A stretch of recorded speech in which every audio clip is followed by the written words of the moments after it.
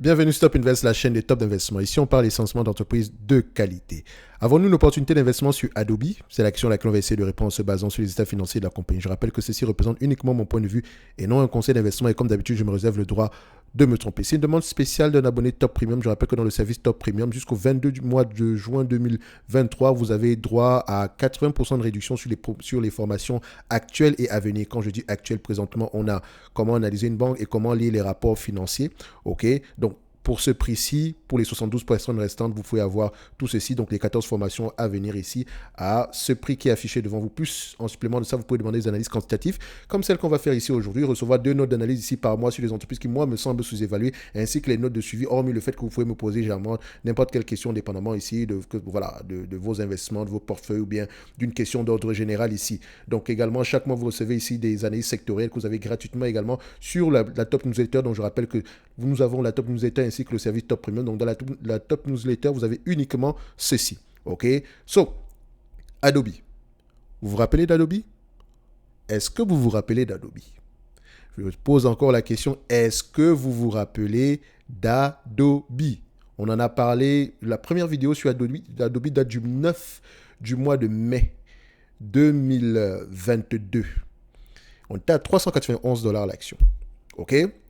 Entre le 9 du mois de mai 2022 et à peu près le 30 septembre 2022 ici, Adobe, on a eu une baisse entre 2,95 ici, on était 275, d'accord, enfin je vais mettre 274 ici à 391 $ l'action. Donc, soit une baisse d'à peu près de 30%. OK?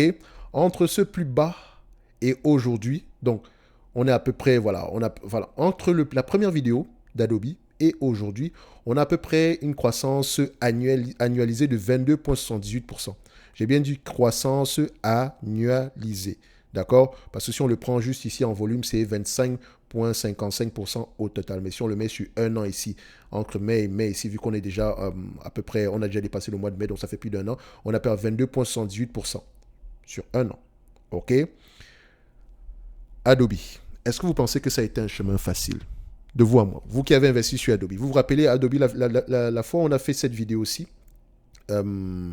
celle-ci, on avait à peu près, cette vidéo qui est devant vous, on avait à peu près moins 16% en une journée. Tout simplement parce que voilà, elle avait publié ses résultats financiers, elle avait fait l'acquisition d'une autre entreprise qui ne rapportait pas d'argent, à savoir Figma, et le marché n'avait pas apprécié ça. Or, quand vous posez la question aux personnes qui utilisent Figma ou bien Adobe, vous disiez que c'est une bonne chose pour Adobe d'avoir effectué cette acquisition-là. OK? Parce que Figma, voilà, c'était très apprécié ici dans la sphère création, etc. Moi, je n'ai jamais utilisé Figma, donc je ne sais même pas à quoi ça sert.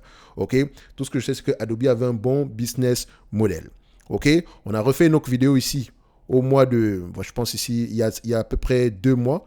Adobe était également encore intéressant. Les gens pensent qu'investir à long terme, c'est toujours une ligne droite. C'est ça, investir à long terme. Haut et bas, haut et bas. Adobe à 420 $ l'action ici, peut-être 657 $ l'action. C'est pas intéressant. Aux alentours de 400, on commence à réfléchir. D'accord? Aujourd'hui, combien est-ce que ça vaut après avoir publié les résultats financiers? Donc, elle a publié de bons résultats financiers. OK? Ils sont ici. Rachat d'actions, le revenu ici, voilà. On a une légère croissance. Le maintien ici, le target ici, reste à peu près aux alentours de 19 milliards, entre 19 milliards 350. On s'attend ici à des bénéfices nets en moyenne ici de 15,75 $ par action. Et ça, on n'a même pas encore appliqué un quelconque multiple dessus. So, Adobe se porte très très bien. Très très bien. Mais où est passé le pessimisme passé? Où est passé le pessimisme précédent? Où sont-ils aujourd'hui? OK? Est-ce qu'on en parle encore? Est-ce que c'est toujours un couteau qui tombe? Attends, je dézoome un tout petit peu ici. Donc ici, on dézoome un tout petit peu. Est-ce que c'est toujours un couteau qui tombe? Beaucoup auraient bien aimé acheter ce couteau qui tombe. Oui ou non? Oui ou non? Oui ou non? OK? Alors, pour ceux qui ont investi sur Adobe, qu'est-ce qui vous a aidé à tenir pendant cette période difficile? Qu'est-ce qui vous a aidé? Est-ce que c'est la courbe? Ou bien ce sont les fondamentaux quantitatifs et qualitatifs qui vous ont aidé à tenir. Parce que parfois, généralement, ça ne se passe pas comme ça. Hein. Adobe aurait pu rester à ce niveau-ci pendant très longtemps. On peut parler, par exemple, ici de PayPal. OK? PayPal qui a des niveaux assez bas ici depuis à peu près juin 2022. Plus d'un an aujourd'hui, PayPal est aux alentours de 70-80 $ l'action par là. Ok, en ce moment, on est aux alentours de 64 dollars aussi aujourd'hui. Est-ce que ça veut dire que c'est totalement mauvais? Non, au contraire. C'est à ce niveau aussi que PayPal commence à être intéressant. Adobe, c'était la même chose. Tôt ou tard, une compagnie de croissance vous donne un prix d'entrée. On n'achète pas une compagnie de croissance à un prix qui implique la croissance, mais généralement un prix qui n'implique pas la croissance. Donc, acheter du Adobe à ce niveau-ci est plus intéressant qu'acheter du Adobe à ce niveau. OK? Donc, évidemment, on n'aura pas les plus bas, mais il faut déjà prendre en considération un prix qui pourrait nous arranger. En date d'aujourd'hui, avec les prévisions actuelles, Adobe s'attend à peu près à 15,48 $ par action. Et attention, je peux avoir certaines choses à dire sur les bénéfices nets de Adobe ou bien sur les free cash flow de Adobe ici. Parce que Adobe utilise encore ce qu'on appelle les stock-based compensation, c'est-à-dire qu'ils payent les employés ici avec des actions. C'est quelque chose que je n'aime pas chez les compagnies technologiques. Mais je sais également que c'est quelque chose de... C'est très normal, entre parenthèses, dans ce segment d'actifs, parce qu'ici, ils ont 433 millions. Le 433 millions ici, ils ont rémunéré les employés ici en émettant pour 433 millions d'actions. D'accord? Donc, derrière également, ils rachètent ces actions-là. Donc, ça peut avoir tendance ici à s'annuler. N'empêche que ça reste ici. Ce n'est pas un cash qui rentre au sein de l'entreprise. C'est un salaire. Et c'est un salaire ici. Donc, j'ai été dilué, même s'il y a eu un rachat d'actions derrière. Donc, il faut faire attention avec les stock-based compensation. Mais également, il faut voir que dans les rapports financiers de Adobe ici, surtout au niveau des dépenses opérationnelles, posez-vous toute la question à savoir, quels sont les coûts variables et quels sont les coûts fixes. D'accord?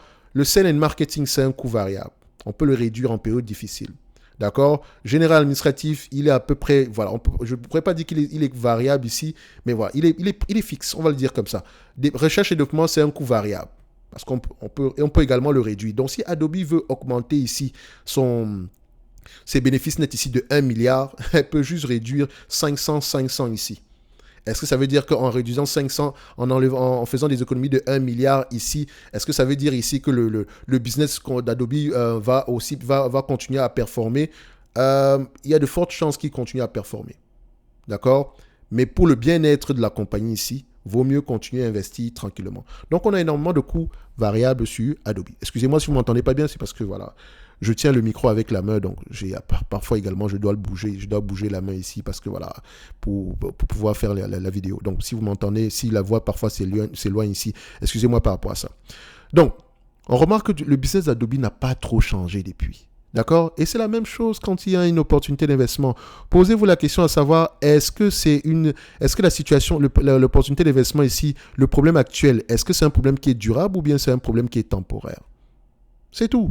Sur Adobe, vous pouvez le voir sur les premières, deuxième, troisième vidéos, c'est une certaine constance. D'accord?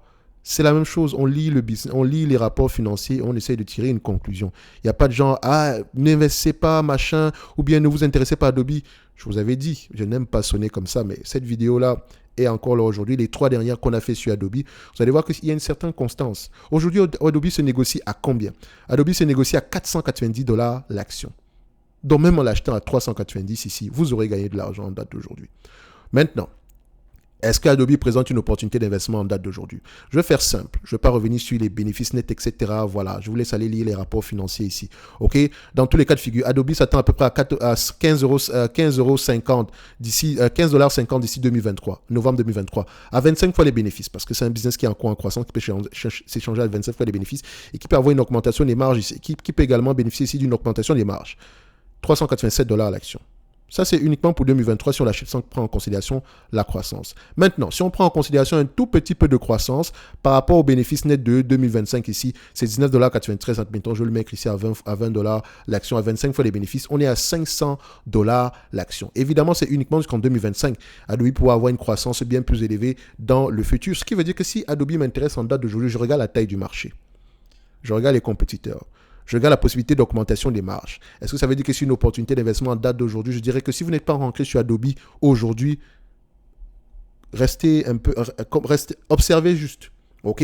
Ou bien si vous voulez y rentrer, ne rentrez pas avec une grosse partie de vos capital parce qu'en fait, le train est déjà parti au prix actuel. Par exemple, le prix actuel inclut déjà une certaine croissance. Idéalement, si on voudrait racheter du Adobe ici, il faudrait l'attendre aux alentours de 400 $ l'action. Ce n'est que mon avis. Hein. Et je peux également me tromper. OK? Mais pour le moment, Adobe continue à livrer la marchandise. Et c'est ça qui nous intéresse. Donc, on achète des business, on n'est pas là pour acheter le prix de l'action ou je ne sais pas quoi, d'accord? Donc, ceci La variation du prix ne nous intéresse pas. Ça représente juste une opportunité d'achat ou de vente. Point barre. Tant que les fondamentaux quantitatifs et qualitatifs vont dans le sens positif du terme. D'accord? Mais si on a des variations, on a des fondamentaux quantitatifs ou qualitatifs qui se détériorent, on passe à autre chose. OK? Et Adobe ici est l'exemple, voilà, le marché, on a fait une acquisition, le marché n'a pas aimé le prix qu'on a payé, mais en fait, en réalité, l'acquisition en elle-même ici, certes, on a payé le prix assez élevé ici, mais derrière, également, vous ne vous dites pas que Figma pouvait peut-être représenter un concurrent féroce ici à Adobe. Maintenant, pour quelqu'un qui investit sur Adobe, ce qui est souvent bien, c'est de regarder également les concurrents. Si, je prends un exemple. Adobe ici, voilà, c'est une plateforme ici pour créateurs, etc. Ils ont plusieurs variantes ici. Ils ont énormément ici de software qu'ils offrent. Moi, je ne connais que peut-être 2 ou 3 softwares d'Adobe ici. Même quand l'intelligence artificielle est arrivée, etc., l'intelligence artificielle générative ici, avec les mid-journées, etc., on a dit, oh, c'est la fin d'Adobe. Vous avez vu ce que Photoshop peut faire aujourd'hui? Ne sous-estimez jamais une compagnie si vous ne prenez pas la peine de lire les rapports financiers. Si vous êtes limité uniquement aux informations des articles de journée, etc., dites-vous que vous n'avez pas la bonne information. OK? Allez lire sur la compagnie, allez lire sur les concurrents si vous n'utilisez pas le produit. Posez la question aux gens qui utilisent le produit. OK? Donc, dites-moi en commentaire si vous avez acheté du Adobe aux alentours entre 390 et 275. Pour ceux qui l'ont depuis les 400, 390 $, comment est-ce que vous vous êtes senti en septembre 2022 ici? Qu'est-ce qui vous a aidé à tenir? Dites-nous en commentaire parce qu'on est là pour partager les expériences. D'accord? Donc, prochainement, quand vous verrez une opportunité d'investissement, posez les bonnes questions. OK? C'est pas la peine de paniquer ou de vendre, je sais pas quoi. OK? So, investissez uniquement sur des entreprises extraordinaires. Et cette entreprise, depuis le début, c'est une entreprise intéressante. Quand on achète une entreprise, si elle m'intéresse à 400 $, elle devrait m'intéresser à 300. Comme elle devrait également m'intéresser à 200 $, tant que les fondamentaux quantitatifs et qualitatifs sont corrects. Et c'est ça qui nous intéresse. Combien de personnes vous ont dit ici qu'on n'achète pas un couteau qui tombe? Et là, c'est maintenant qu'ils veulent acheter le couteau qui tombe. Excusez-moi, je n'ai pas de problème avec les techniciens, mais je n'aime pas quand on prend trop de raccourcis, en fait. OK? Donc, c'est juste une... Voilà. Quand on parle de technique ici, il faut voir que c'est quelque chose à court terme, généralement. D'accord? C'est quelque chose à court terme, c'est une vision à court terme. Et c'est également une façon de gagner de l'argent en bourse. Ben, posez-vous la question de savoir si vous êtes là avec une vision, si vous avez une vision court terme ou long terme. C'est important parce que si vous avez une vision long terme, ce sont les fondamentaux que vous devez regarder, les quantitatifs et les qualitatifs. Si vous avez une vision court terme ici, vous pouvez faire du trend following, je ne sais pas quoi. Parce que pour moi, on ne peut pas faire du trend following sur le long terme. D'accord? Même si vous essayez de vous raconter tout et n'importe quoi, ce n'est pas possible. Parce qu'à la fin de la journée, il va falloir s'intéresser au business ici. OK?